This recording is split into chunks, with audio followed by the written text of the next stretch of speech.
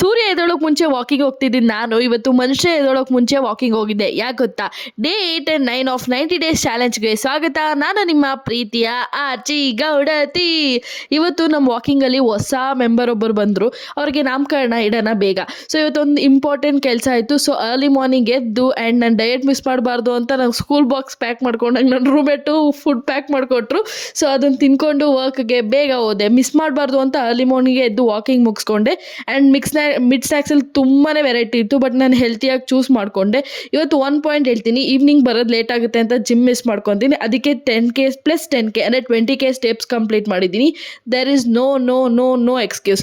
ನನ್ನ ಡಯಟು, ನನ್ನ ಕ್ಯಾಲರೀಸ್ ಎಲ್ಲ ಮೇಂಟೈನ್ ಮಾಡಿದೆ. ನೈಟ್ ಬಂದು ಇಷ್ಟೇ ಸ್ನ್ಯಾಕ್ಸ್ ತಿಂದಿದ್ದು, ಸೊ ದಟ್ ನನ್ನ ಕ್ಯಾಲರೀಸ್ ಇಂಟೇಕ್ ಒಳಗೆ ಇರ್ತೀನಿ ಅಂತ.